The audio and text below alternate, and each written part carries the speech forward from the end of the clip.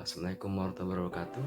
Perkenalkan, nama saya Agung Widianto Putra. Saya merupakan mahasiswa Fakultas Hukum Universitas Muhammadiyah Malang. Pada video kali ini saya akan mereview 5 jurnal terkait manajemen law firm. Tentunya video ini saya buat guna memenuhi tugas mata kuliah manajemen law firm kelas F dengan dosen pembinanya Bu Tinu Dwi Cahyani SH SHI MHUM. Oke, langsung saja. Yang pertama, dengan judul pengembangan legal service dan legal proses pada kantor hukum konvensional di Surabaya, dengan penulisnya Budi Erdanto, Fitra Mardiana, dan M. Haris Murdani. Nah, pada jurnal Proceeding PKM CSR 2018 ini terdapat dua bidang inovasi yang bagus dikembangkan oleh kantor hukum, yakni layanan jasa hukum legal service dan proses layanan jasa hukum legal proses. Nah, pada bidang legal service yang awalnya hanya di bidang litigasi, idealnya dikembangkan di bidang litigasi.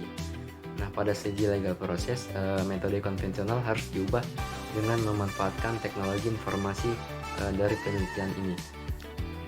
Nah, dihasilkan yang pertama, pengembangan layanan jasa hukum litigasi pada mitra berupa legal due diligence, dan yang kedua, layanan jasa hukum yang diberikan oleh mitra semakin efisien dengan penggunaan sistem informasi virtual law office atau PIRLAW. Nah, yang ketiga, terjadi peningkatan pendapatan dan efisiensi pada kantor hukum mitra melalui pengembangan legal service dan legal proses berbasis teknologi informasi. Nah, untuk jurnal yang kedua, pada jurnal yang sama, yaitu jurnal PKM CSR 2019 yang berjudul pengembangan aplikasi litigasi kantor hukum di Surabaya, dengan penulisnya Budi Erdanto, Dani Teguh, Wibowo, dan Eri Meta. Nah, dilatar belakangi dengan Peraturan Mahkamah Agung Republik Indonesia Nomor 1 Tahun 2019 tentang administrasi perkara dan persidangan di pengadilan secara elektronik, semakin menuntut setiap kantor hukum untuk mengembangkan sistem informasi dalam memberikan jasa hukumnya. Nah, jadi tujuan penelitian ini adalah bagaimana mengembangkan dan menerapkan aplikasi litigasi pada dua kantor hukum mitra, yakni pada SMB Law Office dan Kukuh Pranomo dan Partner di Surabaya. Metode yang digunakan adalah bagaimana mengidentifikasi kepemilikan serta penguasaan mitra akan teknologi informasi. Nah, pengembangan sistem informasi dan penerapan melalui sosialisasi dan pelatihan penggunaan aplikasi litigasi pada kantor hukum mitra. Nah, yang tadi. Nah, dengan hasilnya yakni pengembangan aplikasi litigasi yang diterapkan pada kantor hukum mitra menjadikan kedua kantor mitra lebih mudah dalam memberikan layanan jasa hukum berbasis teknologi informasi, khususnya pada administrasi dokumen perkara secara elektronik, serta memberikan kemudahan atau dalam mengakses kepada klien untuk memonitor pengembangan penanganan perkaranya. Nah, selanjutnya pada jurnal yang ketiga dengan judul Peran Strategis Manajemen Sumber Daya Manusia pada kantor hukum Lawrence Arlimen Simbolon dan Partners.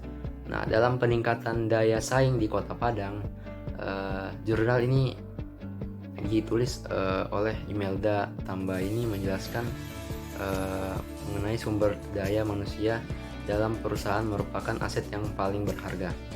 Nah, optimalisasi hasil pencapaian perusahaan akan sangat didukung oleh peningkatan peran para manajer fungsional yang terlibat dalam pengelolaan sumber daya manusia.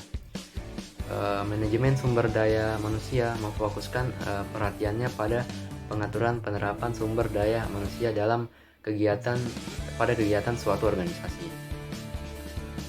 Jurnal Encyclopedia Social Review 2019 ini juga menjelaskan suatu organisasi yang memerlukan sumber daya manusia sebagai pengelolaan sistem. Agar sistem ini berjalan, tentu dalam pengelolaannya harus memperhatikan beberapa aspek penting seperti penilaian, pengembangan, motivasi, dan aspek-aspek lainnya. Nah, hal ini akan menjadikan manajemen sumber daya manusia sebagai salah satu indikator penting dalam pencapaian efektif dan efisien. Oke, eh, langsung masuk ke jurnal yang keempat, yaitu dengan judul pembuatan website pada kantor advokat penasihat hukum konsultan hukum Nyonya Ernawati SHMH, yang ditulis oleh Miftahul Hadi dan dalam Indonesia Journal on Networking and Security tahun 2013. Nah, pengelolaan data diperlukan sebuah kemudahan dan keamanan serta keefektifan dalam penanganannya guna memperoleh hasil yang maksimal. Kesalahan maupun ketidaksamaan data seringkali terjadi pada sebuah instansi, yayasan maupun perusahaan karena penanganannya atau penyimpanan dan perbaikan data kebanyakan dilakukan dengan cara manual. Nah, dengan dibuatkannya website kantor advokat sebagai media konsultasi dan publikasi, maka masyarakat menjadi lebih mengetahui informasi dan pengembangan seputar hukum dan pengaturan yang berlaku, dan untuk pihak admin semakin mudah dalam bagaimana mempromosikan kantornya dan mengenalkan kantornya kepada masyarakat melalui website tersebut.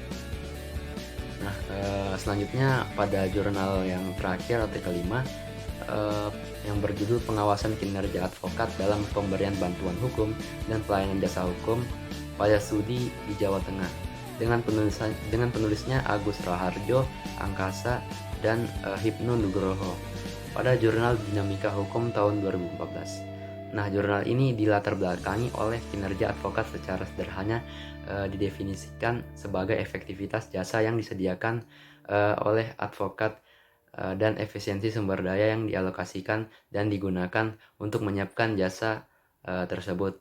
Ada beberapa sebab yang menjadikan efektivitas advokat tidak dapat ditentukan secara aspek, maksudnya secara eksak. Nah, dengan hasil yang didapatkan advokat baik berpraktik mandiri di bawah law firm, law office maupun LBH kurang memperhatikan indikator kinerja ada dalam ilmu ekonomi sebagai bagian dalam cara mengukur kinerja yang dilakukannya. Nah, dengan cara pengukurannya hanya bisa dilakukan dari segi efektivitas yang penanganan yang pada perkara saja. Advokat dan tempat bernaungnya mereka memiliki model pengawasan yang beragam, baik secara organisasi, profesi maupun berkaitan dengan pekerjaan oleh instansi tertentu yang bersinggungan dengan instansi tempat seorang advokat mendampingi klien. Nah, namun semua ini belum maksimal karena masih ada makluman atas tindakan melanggar hukum yang dilakukan oleh advokat. Nah, kondisi ini ditambah parah lagi karena Dewan Kehormatan Profesi serta pengawas belum ada di daerah-daerah.